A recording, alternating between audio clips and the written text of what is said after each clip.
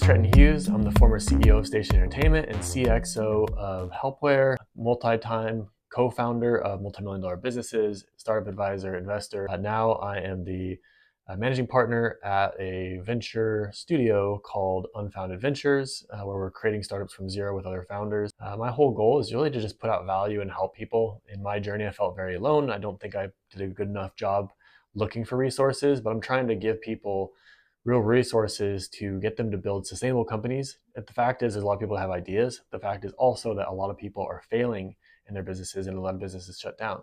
I think that can be avoided by doing some things in different ways to build a really strong foundation.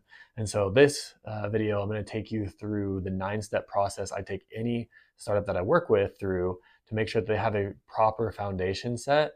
The fact of the matter is that most of the time when startups do start, they're missing possibly all 9 of these. And I think that this is what's hindering a lot of the growth and the good foundational startup nature that can get you to that next level. So the first thing that I take them through is setting a proper mission. Often people are just jumping into startups because they think it's going to make money or it's going to be cool, but they don't actually have a bigger mission that is going to excite them, the world, and their team. Think of Apple trying to change the game on computers and phones. Think of Tesla trying to basically reinvent electric cars, or SpaceX trying to get into space travel. What is the massive big vision that you have for this company that's going to propel you to keep going every single day, but also to get people excited about working for you? Oftentimes the vision is just not big enough. And even if you're doing like a local business or something smaller, your vision can be big still. Maybe your local business, you want to be the best restaurant that has the most innovative food in your city. Like, that's a pretty big vision. It's not very easy to go attain. And so vision is something that you really need to think through and have it as just a 1-sentence compelling thing that really drives you forward, but also gets you excited to get out of bed and do this business because it's going to be hard. So number 2 that I take people through is setting their values. Now, all too often we hear these values and they're just buzzwords. They're, oh, we want to do great work and treat people well, and et cetera, et cetera. It's just not authentic.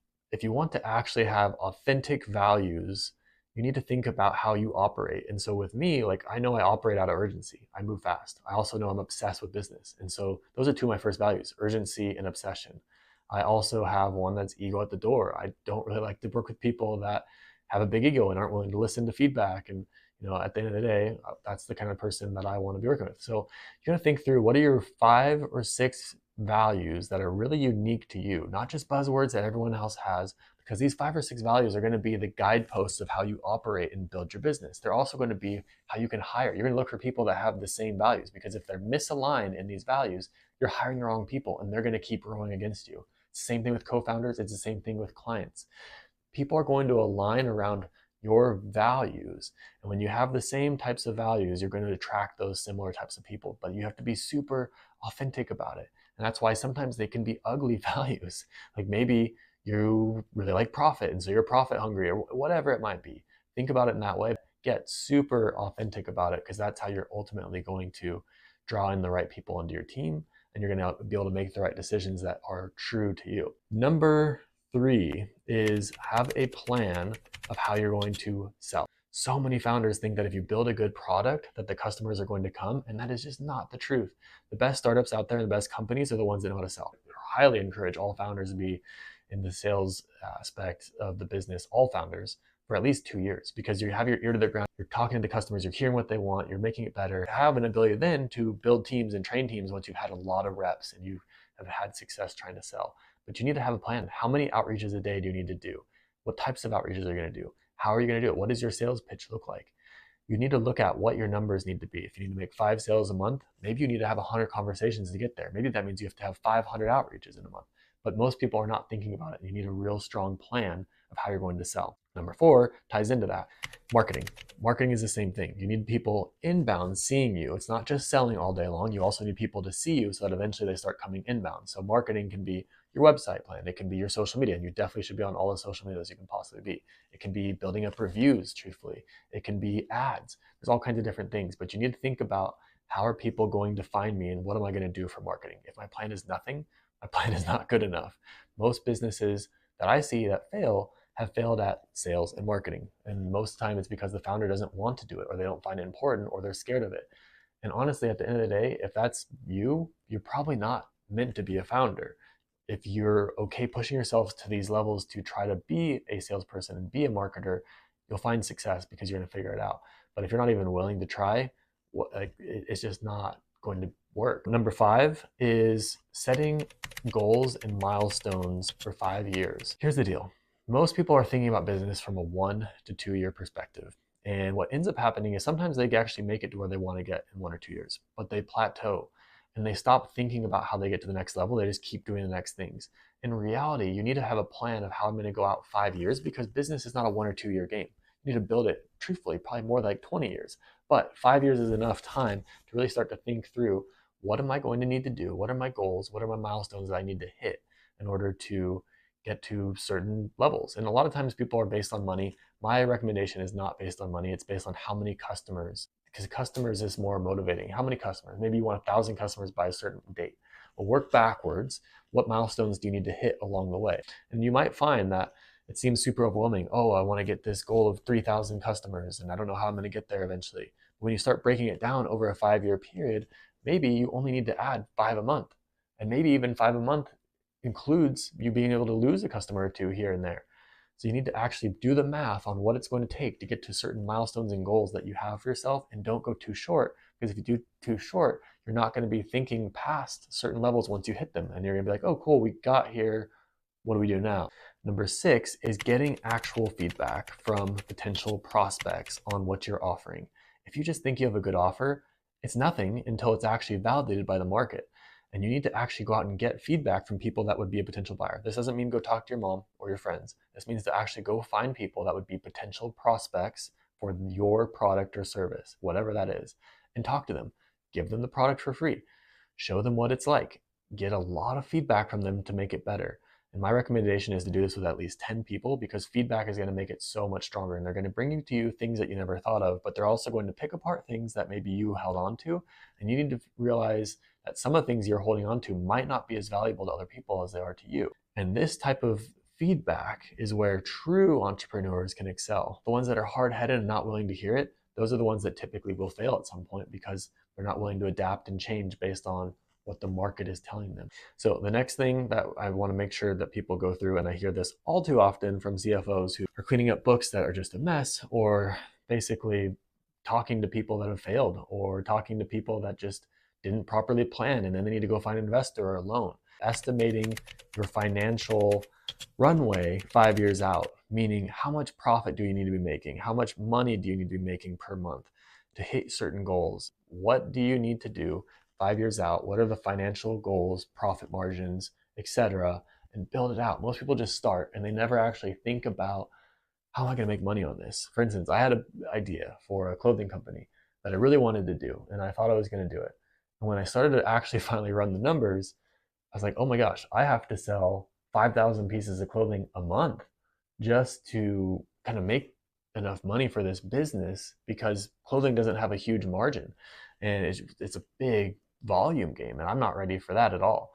And so you need to be thinking the same way. Most people aren't thinking about, okay, how much profit am I going to make per customer? Build that in ahead of time, but go out 5 years, because you're going to need to see, like, at certain points, do I need to take on loans, or do I need to change the way I do things, or do I need to increase profit or lower profit? How am I going to get there?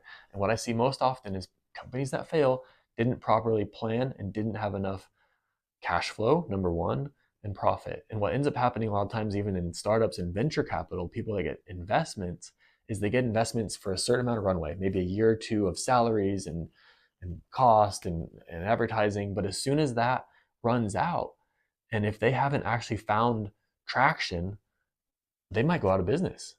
And so properly planning your runway over time and putting in profit and putting in sales targets and financial goals is going to be so vital to actually staying in business and thriving. Number 8 is putting in actual plans. We talked about milestones, but actually putting in plans of how you're going to get from A to B to C to D. And I like to do it at least just for 1 year. So the first few months are probably going to be focused around sales and marketing. At a certain point, you're going to be focused on customer experience. Once you have customers, at a certain point, you're going to be focused on innovation. You're going to focus on reviews. What are you going to need to be doing month by month by month, specifically 12 months out? So you're not just like twiddling your thumbs doing the same thing over and over. You have to realize that your company is going to evolve and your plans need to evolve. And so you thinking about it ahead of time is going to basically stop you from these mental blocks that you're going to run into later if you haven't planned properly. So put out for at least 1 year, what are my plans month by month to get there? And number 9, this is actually the most important thing because ideas are nothing unless we can execute on them. And most of the time in startup land, most people are driven by motivation. Well, motivation is fleeting, especially when things get really hard. And they do get hard because you don't have customers one day, or people quit, or things aren't working the way that you want them to. And so the biggest key that I walk entrepreneurs through is actually building a set of habits that they need to be doing every day so that even if their motivation isn't there, the habits are there that move the needle. And so those habits might be 30 minutes of outreach one day, might be 30 minutes of posting on LinkedIn, it might be going out and talking to actual customers, it might be going door to door. But building a set of habits that you do every day, no matter what, before you have calls scheduled, before anything else, so that you take care of business, finances, planning, outreach, team meetings, all that stuff. Time block it for a couple hours. Maybe these things only need to be 15 minutes. Whatever they are, the more that you do them repetitively every single day at the beginning of your schedule, the easier it's going to be to get through them. And at least you'll have accomplished something even if things go wrong. You'll have accomplished some outreach that it's going to eventually pay off in somewhere. Now, the key is do them at the beginning of the day, time block them, and still give yourself enough time for calls later, for different things to pop up, but at least knock out these important things that most of the time we're going to be putting to the wayside when things are on fire, which is almost every day in startup land. So these 9 things are the keys to really building a good foundational business. And if you can actually put these 9 things together, you can build a business. You can do it, and you can do it successfully. And my argument is that you can probably build a $1 million business within a year or 2 if you do this in the right ways. If you have the most compelling vision, the values, the sales plan, the marketing plan, the financial targets, the just targets in general, the plans per month, the feedback that you get, and then the habits that you implement on top of it. Hopefully this is helpful. My goal is to be as helpful as possible and just be that resource for any of you guys that are starting your journey. I've been there, I've done that. Luckily, I've had some success, built multi-million-dollar companies. I've also seen from failures how things have not worked, and so I'm hoping that it helps. If this is helpful, leave me a comment. I'd love to hear what is helpful about it, where you've fallen short, if I can help in any way, and just want to see more people create sustainable, real businesses that last and that can make an impact in this world. So thank you for watching. Appreciate you guys.